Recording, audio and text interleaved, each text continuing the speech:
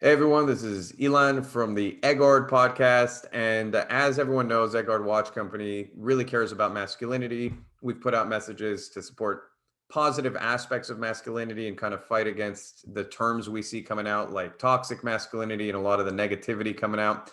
So I have a good friend of mine here today, someone I've interviewed before. His name is Jordan Foltz. And we're going to do a series of videos that jumps into different subjects and explores different things about masculinity. It's going to be a really great series. So tune in. I'll let Jordan take it from here, and then we're going to jump into some topics today. The main one we're going to cover today is virtues and virtue signaling. So, Jordan, I don't know if you want to give a Yeah, quick intro, and then we'll jump in.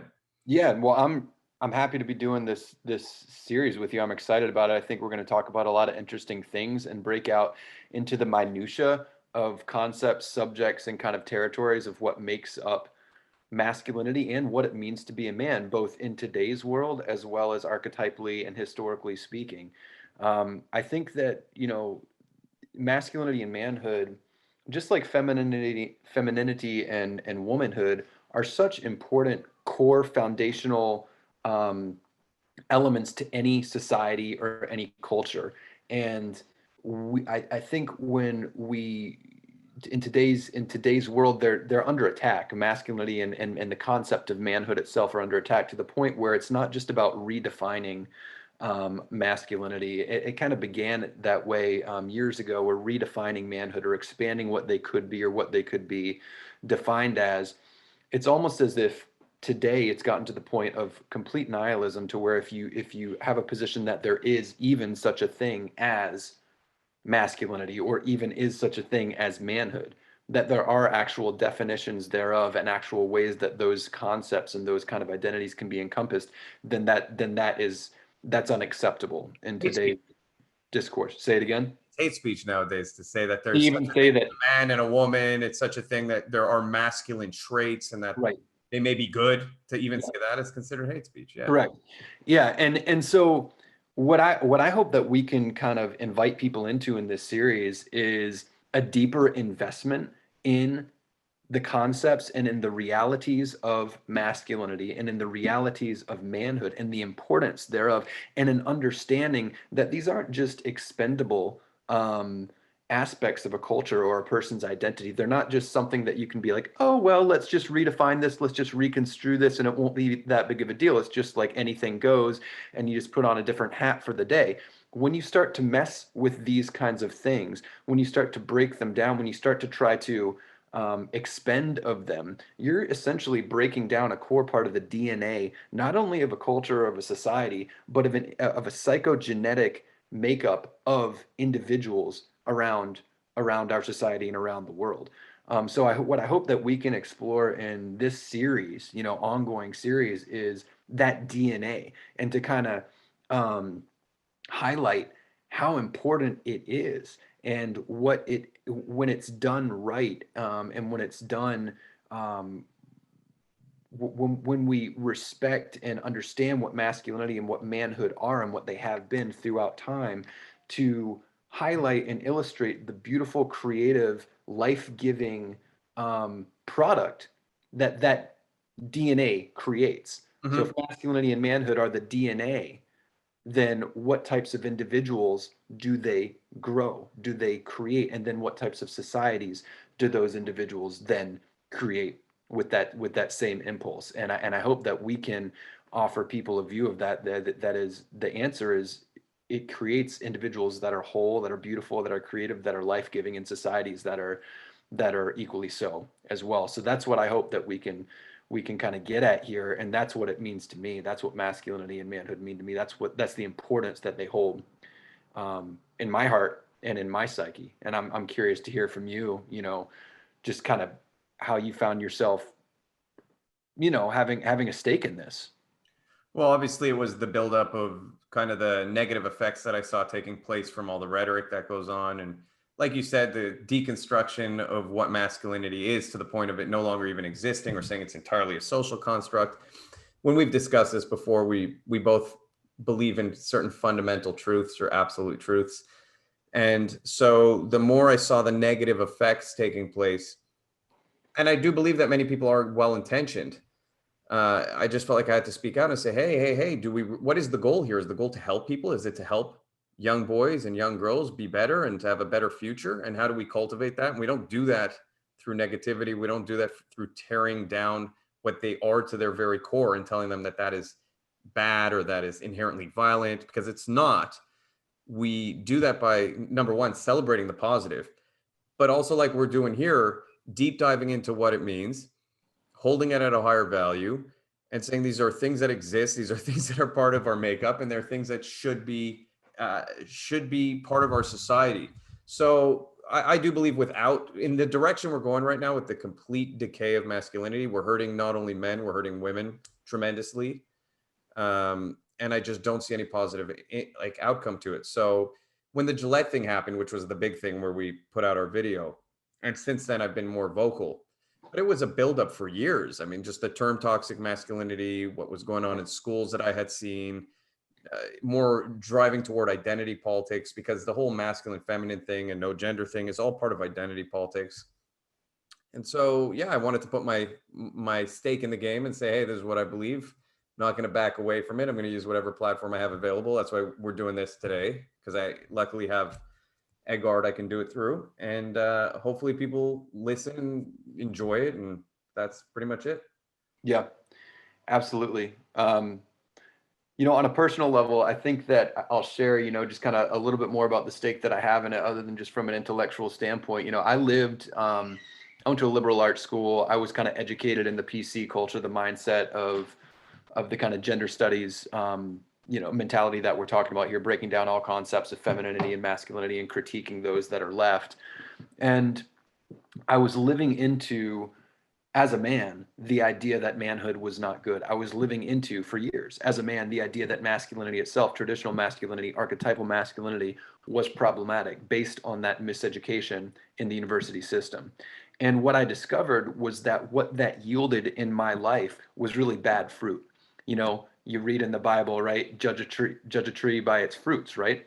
And what I realized is that I was getting walked on, I was getting exploited, I was getting manipulated. I didn't have the courage and the backbone and the assertiveness and the decisiveness, these archetypally masculine characteristics that have been taught, that have been venerated, that have been prized throughout history, cross-culturally speaking, that men were expected to live into, that we criticize, we're taught to criticize. I hadn't built them in myself.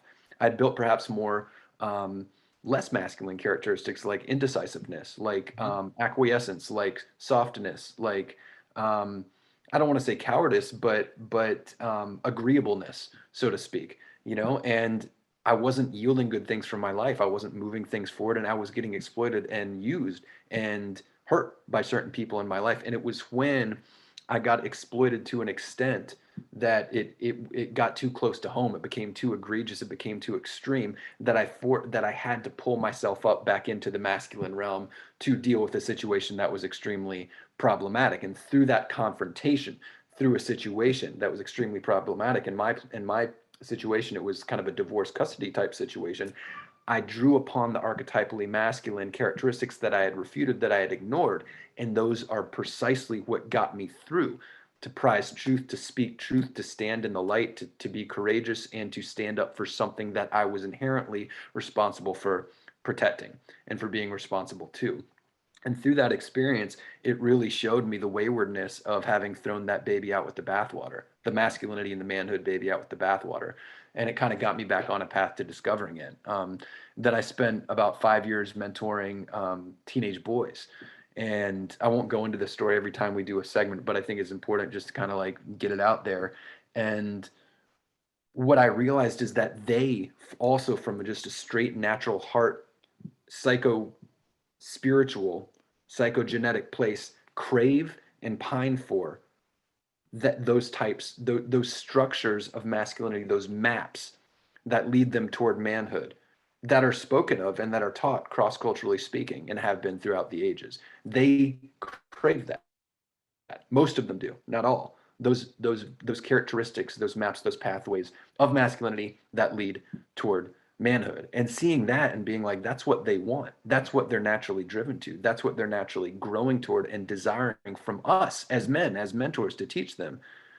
it also brought me back around to realize what the onus was, what the mandate was for me as a man, as far as what I needed to offer the young men. It was something solid, something real, something teachable, something proven that they wanted us to teach them, not something vacuous and relative and nihilistic and nothing's really anything, and masculinity and femininity is not, they don't, that was confusing and horrible for them to hear Yeah. that kind of stuff. Well, it has So a negative effect.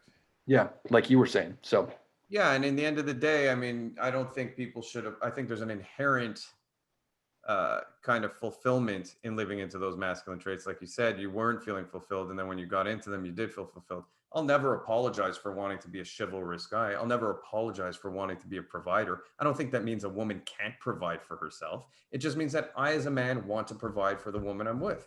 I don't care if people have a problem with that nowadays. I've kind of gotten to the point where it's so odd to me that these basic concepts of, yeah, if someone breaks into my home, I want to be the one to die to protect my family. I want to be that person. I want to be the one who goes and does what it has.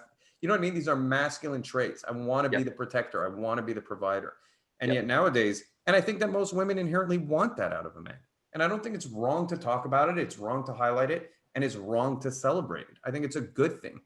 So hopefully we can hash all that out. I mean, that's what we're here to do. So let's just jump right in just to save some time. So we're going to talk about virtue and virtue signaling as a first topic, which is super relevant nowadays, especially. So I'll let you just jump right in and give your thoughts, and maybe we'll try and have a discussion around it.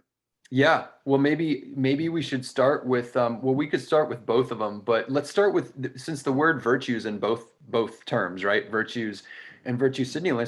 Let's talk about the word virtues. So like, what is it? What is virtues? It's a quality that is good, but at the root of the word virtue is the etymological root of it is vir, which means man in Latin. And so a virtue is a quality, by strictly etymologically speaking, a virtue is a quality that that when embodied, when exhibited, when expressed, is a component of a man. So virtues are very consistent when you look cross-culturally speaking, throughout time, across cultures, diverse cultures, Western cultures, Eastern cultures, indigenous cultures, industrialized cultures. You find consistent virtues. These are qualities that men were expected to engender as defining components of what it meant to be a man. These are qualities that if they did not embody, that if they did not engender, they would be considered, according to those cultural standards and according to their self-awareness, less of a man than those who more fully embodied these qualities. The beautiful thing about virtues, and we were getting at this the other day in our conversation, is that they're equally accessible to everybody. Even though we see Wolverine and Thor and like the superhero movies and the Hollywood depictions and presentations of men as physically built and strong, that's really just a symbolic, that's just symbolism, strength being shown in physical form, strength and fortitude on the more important virtuous level. There's really nothing virtuous about being stacked. It's good, it's helpful in many ways, like it's good to be healthy. Awesome. But there's nothing virtuous about it. Inner fortitude is a virtue, right? So Yes. seeing those guys as the protagonists in those films is a symbolic expression of the virtue of fortitude. So again, the beautiful thing about virtues is that they're equally accessible to everyone, because it's based on internal choice and spiritual direction, and your choices in the day-to-day, what you do, what you say, whether you're in integrity or not, things like that. I wrote down a list here, just some that we've kind of brainstormed together: courage, discipline, responsibility, resilience, modesty, dignity, justice, self-knowledge, honesty, hard work, generosity, determination. That's a handful of virtues that you find, cross-culturally speaking, as defining components of men Yeah. throughout time. Two of them in particular stand out as the most defining, according to an anthropological study that I looked into, as the most defining components of a man, cross-culturally speaking, the most consequential. Those were courage and hard work. Men who were courageous and hardworking, men who were the most courageous and the most hardworking, had the highest virility, so to speak. Men who were the most cowardly and lazy had the lowest level of virility, cross-culturally speaking, throughout time. But all of the virtues are very, very important. And again, we were talking about DNA earlier, masculinity and manhood being, or masculinity being a piece of DNA to manhood, and manhood, integrated manhood, being a piece of the DNA to a healthy society and a healthy culture. Virtues are also, I think, a good way of seeing them is as a DNA link. You know, if I'm living courageously, if I'm doing courageous things, if I'm being disciplined, what kind of a person will I be? What things will I naturally do in my life? What the wisdom of the ages shows, these are virtues, these are inherently good, these are inherently components of an integrated man, because when you do these things, when you act in these ways, when you integrate these qualities into yourself, naturally what you produce is good and life-giving to the society. Well, I agree. I mean, those are just basic. Yeah, I mean, from a common sense standpoint, not to make it weird, but from a common sense standpoint, if you have two people, right? We take two random people, two random men. One of them is courageous and hardworking, and one of them is a coward and lazy. Who's going to produce more for the world? Who's going to be a more contributing person? Who's going to live up to their ideals more and will stand for what they believe in? It's kind of obvious that the person who has the more virtuous traits.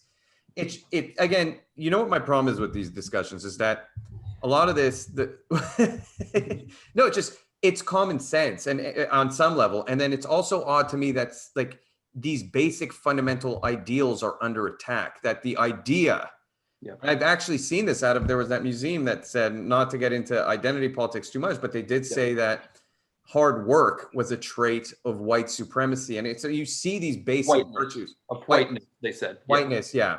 So essentially, yeah, making it about skin color. I mean, it's a complete attempt, like you said, to deconstruct, to destroy these virtuous traits that only contribute to society, and to actually endorse and to almost celebrate or allow negative. I don't know what the opposite of a virtue is, but essentially the opposite of those things, which would a vice, right? Virtues and vices. Those would be a vice.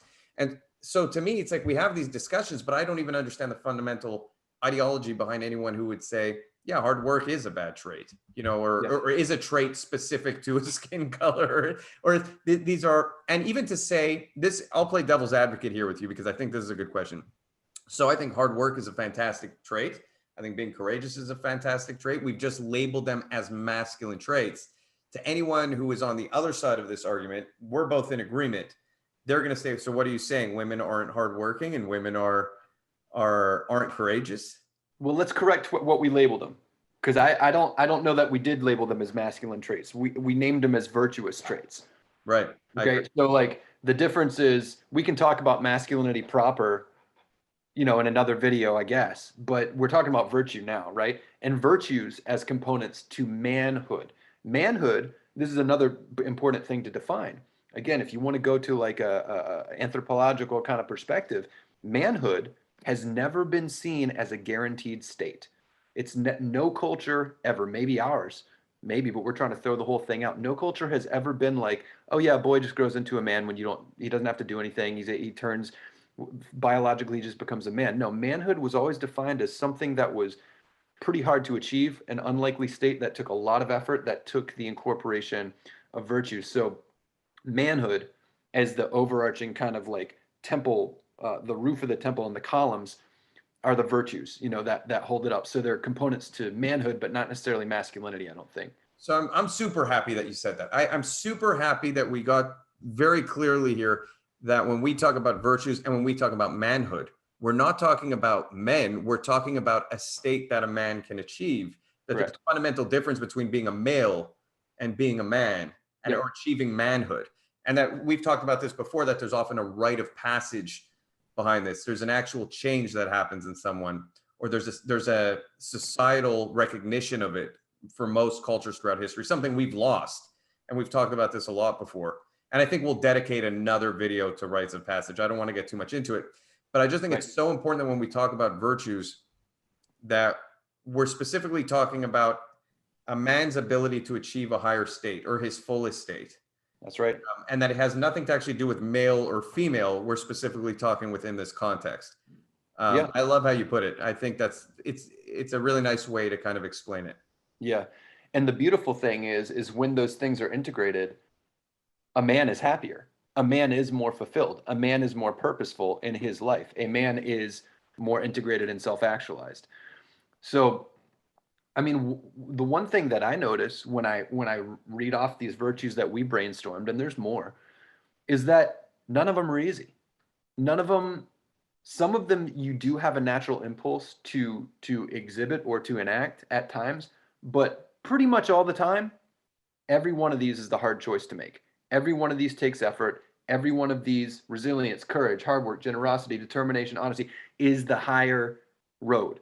And the base instincts very often take one away from these things. Courage, no. Our impulse is toward fear, self-protection, and cowardice all day long. It comes up naturally sometimes, like in a very visceral, like connection to like a wife or a child or somebody very close to you, but in more like conceptual like realms, courage is something that it always needs to be cultivated. The base instinct is to run and protect oneself, right? Um, Same with resilience. The instinct is to curl up in a ball and be weak. All of these take self-application. They take a level of effort and striving. And let's bring in the idea of virtue signaling now, right? Because virtues take effort, and they might not be the easy choice to make. Might not even be what you want to do.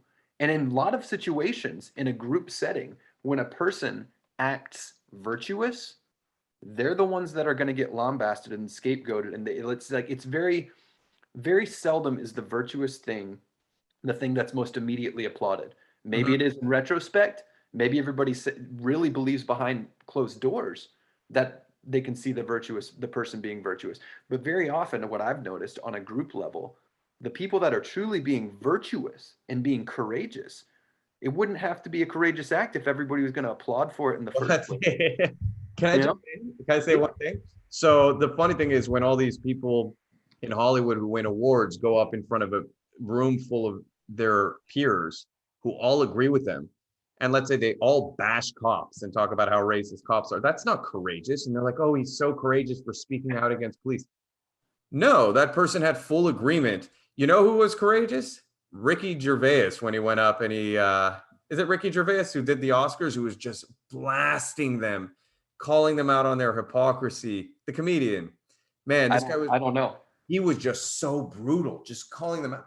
That's courageous. Or what Denzel Washington just said about police is courageous. It's saying Yep. I don't have patience for people who put them down. Exactly. And so you're right. It's not often the thing that is immediately celebrated. In fact, the opposite. It's the thing that can ruin you. It's the thing that can put you under physical harm. It's the thing that can put your life in danger or ruin your business. Like we just see what happened with Gina Carano or with all these people being canceled, especially in our society nowadays. Those virtues of speaking the truth or speaking your mind or standing up for what you believe in are heavily attacked if they're not part of the norm or the perceived norm. Exactly. And what are they attacked with? Well, they're attacked with the virtue signaling. Exactly. Exactly. Yeah, Exactly. you're absolutely right. Yeah. Right. So they're attacked with virtue signaling. Virtue signaling is I mean, I think virtue signaling, we have a name for it today, thank God, but like it's something that's been going on forever, It's like um virtue signaling is the easy road every single time. Virtue signaling is saying exactly what you're supposed to say, regardless of the situation, is saying what you know you're going to get clapped for to say, even if you know it's yielding horrible results. If it's hurting people, if it's being destructive, if it is just maybe you don't know. But virtue signaling inherently is a cowardly thing to do. It postures. We talk about like in language you talk about like syntax and semantics, right? Like so I think syntax is like the contextualization, like the way a particular idea is set up, like the structure of a sentence or like the way that it shows up in the sentences. And semantics are the meanings of the words themselves. I believe that's what it is. Virtue signaling uses a syntax that is pretending courage and risk. Mhm. But what it's actually saying is completely congruent with the mandated ideological opinion. What it is actually saying is prescribed speech, and everybody claps like seals because it's prescribed to say that already.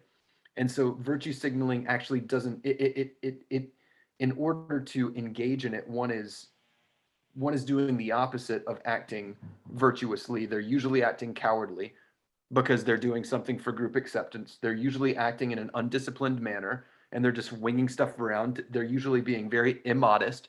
They're being self-important and arrogant to hurt Mhm. somebody else. They're not Oh being yeah. generous. They usually do ad hominem stuff and guilt by association. And that author did an interview with this person who said this 10 years ago, and therefore he's guilty by this and blah, blah, blah, blah, blah. It's all of, it's dishonest. It's Yeah. used in a dishonest manner. Yeah, because they're often even guilty of the very thing that they're out claiming is so bad. I Yeah. mean, all these people who dig up 20-year-old dirt on someone and then try and get them canceled, and you go through their account, all of a sudden that's what it is. A lot of the time, I'll be honest with you, I think virtue signaling is exactly the thing you said initially, which is that kind of curling up in a ball and trying to protect yourself. Because I think a lot of these people deep down feel like they're guilty of it's a projection. Oh, I found this in someone else. If I call them out on it hard enough and I just ruin their lives and I show I care more than anyone and I show that it's the biggest deal in the world, that when someone finds it with me, well, at least I was somewhat like out there fighting against it, because we're all guilty of these things. No one's perfect. No one's living their life with absolute certainty that every moment in their life has, especially if you're in the public light, you know what I mean? Yes, we're all imperfect. Yeah. Yeah, and so it's just odd to me that we live in a society where this virtue signaling went from beyond saying the right thing to went to trying to ruin people, trying to cancel people, trying to be insidious about it. Like, who's the country singer who was just recorded by his neighbor when he was drunk he said the N-word, which I'm not condoning, but like if you're the creep who's out there recording your neighbor drunk to just try and ruin their life, and you catch them saying the N-word with their buddy when they're drunk one time, and you're going and posting it online to just try and damage them. I mean, behind closed doors, I'm not a perfect person. I don't believe anyone is, and I've said things that I'm sure I would hate to be public and that I would regret. And I mean, I just would, because like you just say things in passing and you don't even think. I mean, I'm just being blatantly honest here. Being honest. Yeah. But I don't feel the need to ruin other people because of my own guilt or my own fears or my own. I've accepted the fact that I'm human. I've accepted the fact that others are human.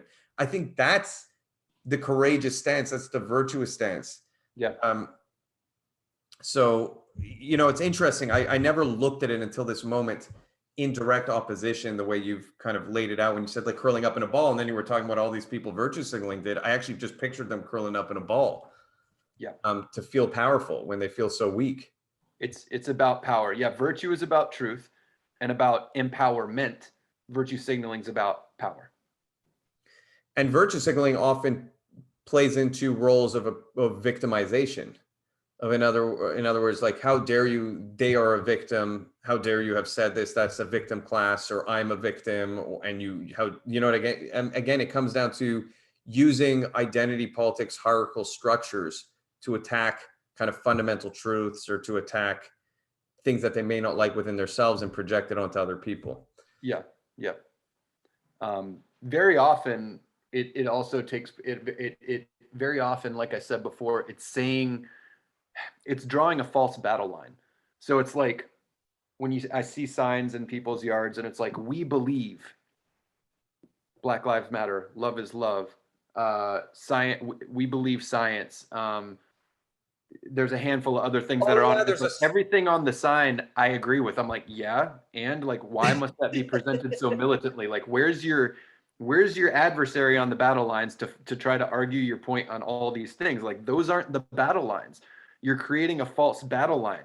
You're creating a false enemy by saying Black Lives Matter. You're saying that the whole other army is saying that they don't, when that's not what they're saying. You're saying science is real. You're saying the whole other army is saying that science is not real, where very few people are saying that. There's not a whole army saying that. You're saying love is love, pretending there's a whole other army that's saying love is not love. And that's not existent. So it's creating false enemies and saying the obvious things that people already pretty much hegemonically agree with, to Yeah. pretend that you're on the front of a battle line and in a courageous manner where you're standing right in the middle of what's accepted truth, and you're nowhere near the fringes of what the battle lines are to preserve society. It's such a perversion of reality.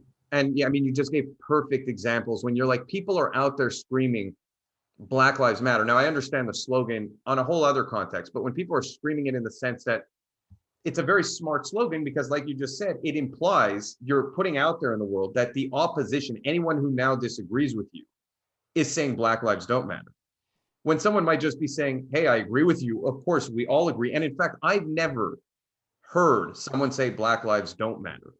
I've never heard someone who's even against Black Lives Matter say anything negative to anywhere near that extent, where they want to see Black people be killed or don't believe Black lives have value or that don't believe we should all be equal. I just don't see that, at least not from, you're right, there's a fringe, like the people at the Capitol were wearing Camp Auschwitz shirts, but I didn't know that. yeah, there were some, like a couple, but they take those two people and generalize half the country based on it to be able to make themselves warriors. And I've had this argument with people a lot of time. They're like, well, there were two people that were Camp Auschwitz shirts. How dare you defend them? I'm like, I'm not defending them.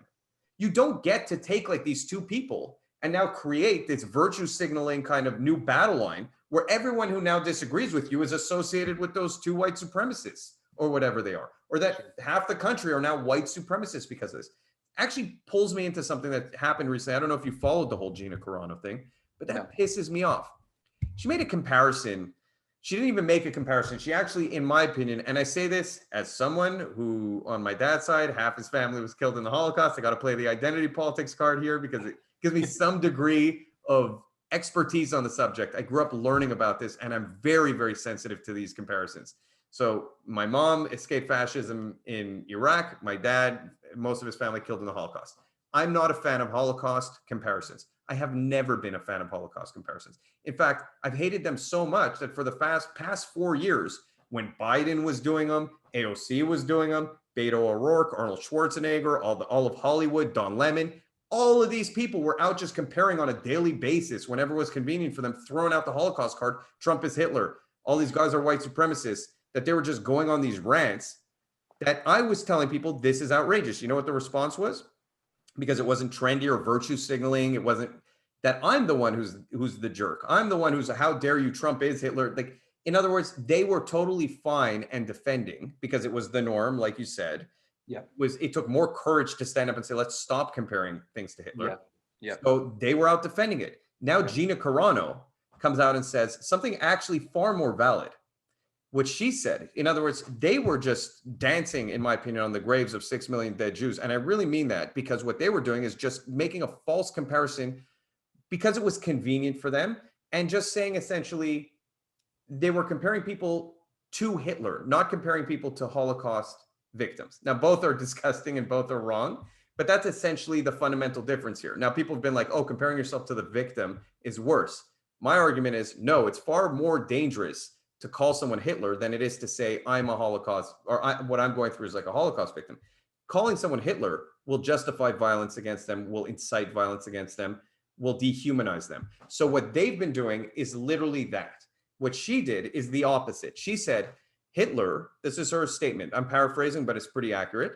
Hitler didn't just get the soldiers to kill Jews. He convinced their neighbors, even their own neighbors, to beat them in the street, even children. And she's making the argument there that it is so dangerous for a society to normalize this kind of hate and to normalize being willing to be violent against each other for a political or religious or whatever fundamental thing that is. And then she finished it off with saying, how is that different than conservatives today, or something along the lines of that conservatives are so heavily attacked by the left. Now, I disagree with her. I think it's a bad comparison. Like I said, I don't like Hitler comparisons. Now, my problem is, here's the thing. All of a sudden, she's kicked out of Disney. She's fired off the show. Her agent dropped her. And she's a conservative, by the way. So the outrage came not because she made a Hitler comparison or a Nazi comparison.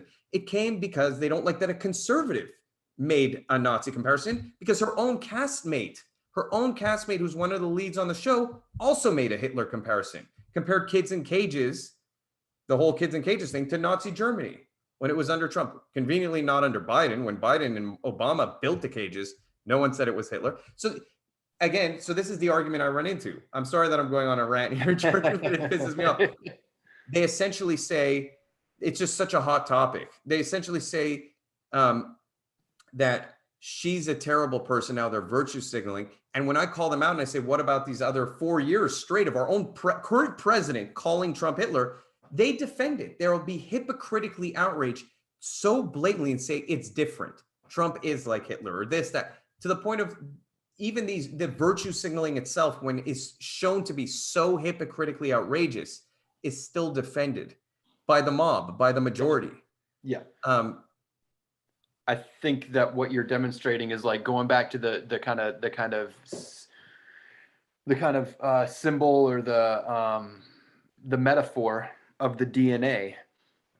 Virtues are hard, they're sometimes bitter when you think about like, oh man, I got to be resilient, I got to be generous, I got to be disciplined. It's like, oh, that's hard, I don't want to do that. It's not like seductive, and that I don't want to do that. But when you do it, when people act in this fashion, it yields a life-giving, good, abundant, beautiful society. Virtue signaling is like a circular madhouse. Virtue signaling is a constant war with nothing, and very often with motivations of destruction, and it creates chaos in a society. So like if I were to look at trying to have a rational, logical, break things down rationally and logically with virtue signaling, like you're trying to do, and you're frustrated with it because you're like, this is just circular hypocrisy. It just demonstrates the chaotic fruit that the tree of virtue signaling creates. And that's the society that we live in today. The public discourse today is run by the currency of virtue signaling, not virtue. That's why it's so disorganized and mad, and everybody's so hungry to take their virtue signaling stand on someone else.